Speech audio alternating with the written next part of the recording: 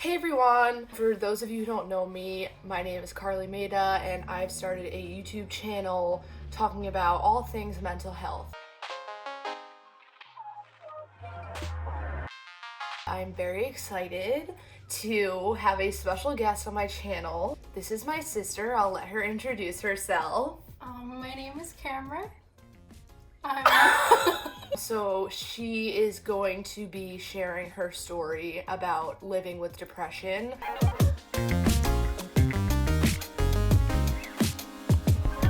We both struggle with anxiety and depression. I deal more with anxiety than depression, and I feel like it's kind of the opposite for you.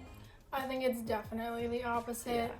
Yeah. I think just to highlight, everybody's stories are different, and just because you're diagnosed a title doesn't mean like, oh, it's the same thing. Like, no. Yeah, exactly. Like, we can relate, but like our situations are completely different. Right.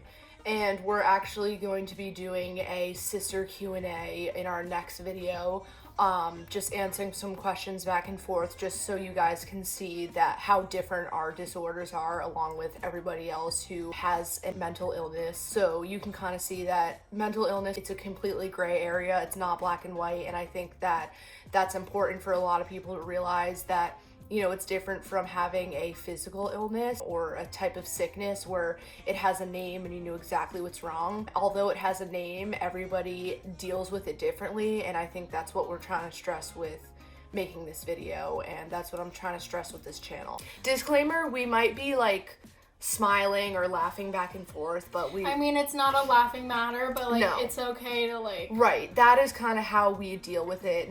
We don't laugh it off, we don't ignore it, but now we're sisters, obviously. Like, we just wanted to point that out. This is not a laughing matter. This is a real story, but that's kind of our nerve showing when we're putting this out there for you guys. Just a little disclaimer. Without further ado, my sister is going to be talking about her story living with depression, and I just want to say that I'm so proud of you for coming on here and being open enough to talk about this, because I think that it's going to help a lot of people who are going through the same stuff. So take it away. Alright, ladies and gentlemen, let's break it down.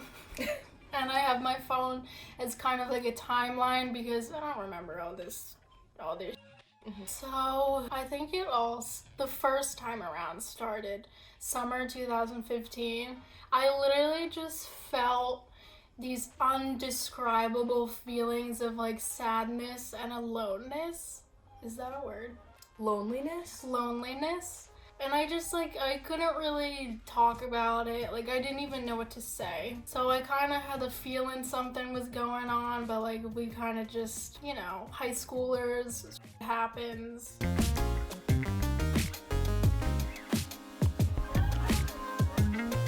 So then summer 2015, I was at my friend's beach house, and I literally had the first panic attack ever. And like, my experience with depression, like, I don't really get panic attacks, but like, this was the first one. My mom had to pick me up. Like, it was this whole ordeal.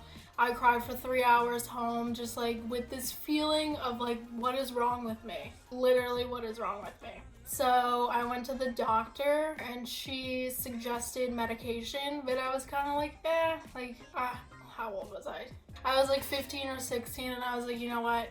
I shouldn't have to be on medication to function at this age. Like, I'm gonna pass on that one. So then junior year started. I would come home from school. I would go right to sleep. Like, I wouldn't do anything that I normally enjoyed doing. I would leave school multiple times a week. Like, mom come pick me up. I lived in the nurse's office. I lived in the office, like the school therapist, but like, it's not the same as like an outside of school therapist. I went back to the doctor and she prescribed Zoloft. I was finally like, you know what? I don't know why I'm feeling like this. Like, let me try medication. And I know a bunch of people have their opinions about medication, but like, for me, this is what I did to try and feel better. So I got a doctor's note from school. The teachers were worried about me. Like, they would email my mom and stuff and like pull me out of class.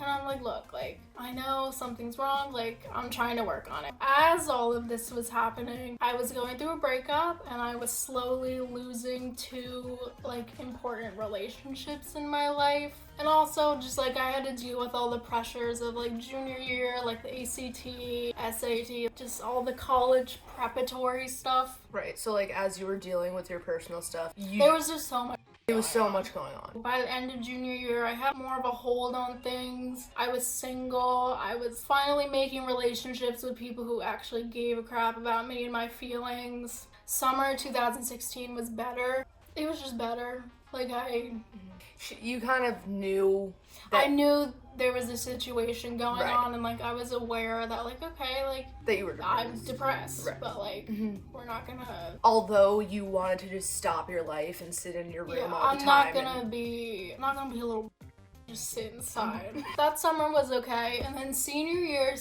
was actually, like, amazing for me. Everything went smoothly, and then November 2016, I got into my dream college, UVM, and this was just, like, a really positive thing for me. Like, it was a confidence booster, and it was kind of like, okay, like, you can chill with the schoolwork now and just, like, have fun. I'm not a fan of school. I enjoyed all the things that came with being, like, a senior, prom, graduation, prom weekend with your friends. Yeah, I would say that looking back on it, like... Senior year was good. You were happy. I was happy. Happy. Obviously, there was still, like, an underlying depression going on, but you could see that you were kind of stemming out of it. Like, things were better. Yeah. Woo!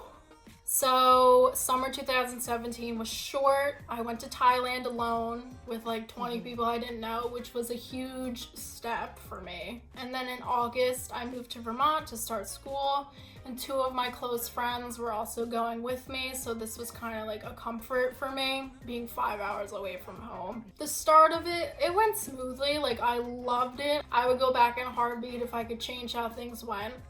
But, like, it was good. And then by November, like, it went downhill. So Can you, like, explain some of the feelings or, like... Yeah. Yeah. Go for it. Okay. I wouldn't go to class. I would be like, all right, like, I feel like so let me just stay in my room and feel like I wouldn't go out. Like, I wouldn't want to go to parties and stuff. Just, like, normal stuff college kids would do. This is kind of a whole nother topic. And, like, we'll get back to this. But, like, I would do things to try and, like, cover up how I was feeling, which, like, you should never do that. Like, if there's a problem, face it head on. Like, don't use things to try and mask how you feel. So November, I was kind of concerned about some of the relationships I had and just, like, where they were going me, what they were bringing me in life. So December, when I came home from break, I started to feel like the darkness I felt junior year again, but I was like, you know what? Let me get my own room for the second semester. Like, let's start fresh. So I was kind of like feeling it, but I was like, you know what? Maybe we can reverse these feelings. So I reached out to the school over Christmas break, and I got my own room so I could focus more and just start out on a clear plate. January 2018. Whew. I was there for 2 weeks and then dropped out and came home. This was the worst. I mean, it was the best decision I've ever made, but at the time, I just felt like a complete failure. I wouldn't wish that upon anybody. I've never felt that low or defeated in my life. So basically, I came home and went back into a depression. This time around was much, much different than junior year. Why? I'll get there. Okay. Like, when I came home from school, a few people reached out to me and were like, hey, like, what's the deal? And, like, if I was comfortable enough with them, like, it would be like, okay, like, I'm suffering from depression, like, I needed to come home. But honestly, like, some people who I thought were my friends or, like, actually cared about me, like, didn't reach out. And that's just, like, a shot in the back. Like, it sucks. It sucks. Like, when you think people care about how you're doing, but, like, they basically don't.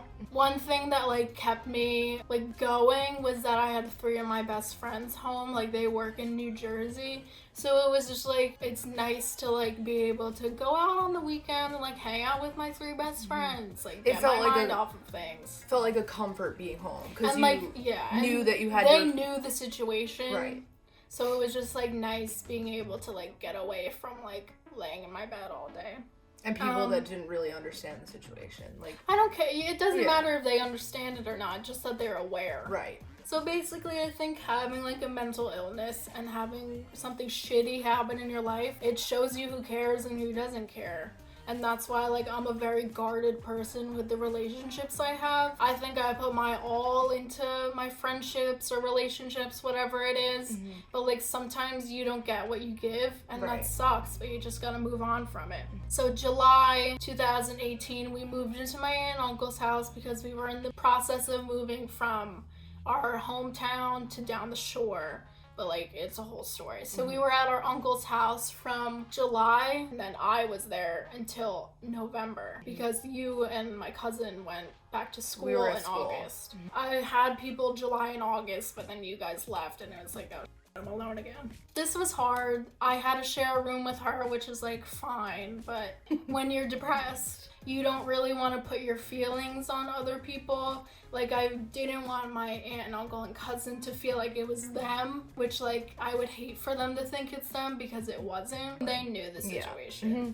Very supportive. So 5 months later, we moved down the shore, and it was literally just me and my parents every day, all day. Which, like, it's fine, like, great people, but, like, that sucks. Looking at social media and seeing all these people partying and having the time of their life at college, like, that sucks. Like, I love social media, but, like, at the same time, like, it sucks. Like, what people put out there, like, isn't necessarily, like, what's going on in their life. Right. I would drive up to our hometown Monday to Wednesday to babysit, visit my grandparents, and see my therapist. Yeah. So basically, I was miserable. This is when I began to question, like, why I was even here, or, like, my purpose in life. And, like, I would talk to my therapist about this, and she's like, look, like, you gotta make a routine, you gotta start doing stuff. And I'm like, but there's nothing to do. Mm-hmm. Like, I'm literally at home, I don't have schoolwork, like, no one's down the shore. There's only so much I can do. From October 2018 to summer 2019, I was just full on depressed. Would do things again to cope with anxiety and depression that I shouldn't have been doing, and looking back on that now, I wish I could change that. I mean, I would literally lay in my bed all day, every day. I wouldn't do anything. But getting back to just, like, feeling like you question what your purpose is in life. I know this is a touchy topic. I've been there. Along with a lot of other people. Along with a lot of other people. But, like, when you hear about these kids, and yes, I know this is a touchy topic, that's why I'm trying to tread lightly. But when you hear about these high schoolers taking their lives, it breaks my heart. Because, you know what, I've been there, and I know how it feels. And to actually proceed with doing that, you couldn't imagine. You can't imagine how. Like, they I must can't have imagine felt, actually doing that. Mm-hmm. I have no words for that. Summer 2019, I was depressed. April 2019, I actually changed my medication. It doesn't really matter what it is, but, like, you had to kind of. Changing medication sucks. Like, there's side effects that we won't go into. But yeah, I finally found a combination that I think works for me. Now we're at April 2019. We're jumping back. So April 2019, we moved back to, like, our hometown area, which was, like, really nice, actually. Also, spring 2019, I decided, you know what, let's go back to school. Let's find a school for me. I got into Harcum, which is right by Villanova. We're a Villanova family, so, like, I was familiar with the area. And I started to have a routine, which, like, made me feel purpose in life, and just, like, I was here for a reason. Summer 2019, it was a pretty normal summer. Like, good, I was feeling good, I was excited for school. And then last August, I moved into an apartment by myself. I started school. I was studying what I loved, and I was getting hella good grades. So smart cookie over here. Yeah. So I would say by Thanksgiving in the fall 2019, I was finally like, you know what? I feel freaking good. We ain't depressed no more. No. basically, that's my story. My story is always continuing. I still have bad days, but like that's just part of depression and anxiety and living with a mental illness. But there's some things I've learned from having depression and dealing with it. There is nothing to be embarrassed about. Mental illness is very prevalent in today's world, and if you think you need help, don't be afraid to reach out. I would talk to my teachers in high school. I would reach out to people through social media. There are other people suffering. Like, you are not alone. So having a therapist, it's awesome. It's cool. It's the new thing. If you don't have a therapist, what are you doing? If you don't have a therapist, get out. Don't talk to me. I love my therapist. I've gone through a few, but like I finally found one that's like awesome. It's also nice talking to somebody who has no opinion on your life whatsoever, because it's not like you're talking to your parents or you're talking to a family member. Next, relationships will come and go, but the real ones will stick around. I would say right now my circle is pretty small, but like I'm okay with that. My friends now actually like care about me, and I know that. Another thing, medication's okay. Don't be ashamed that you have to pick up your prescription or take your prescription. Like, who cares? Right. If it gets to a point where you're trying therapy, natural remedies, or meditation, and you're just not seeing a change over a long period of time, don't be afraid to go talk to your parents or talk to your doctor about maybe trying something out, because you know it could help in a lot of ways. I think this one's really important, that second chances are so important. I got my second chance with Harcum, and like I am loving it. I couldn't be happier. It's okay to be selfish, but at the right times.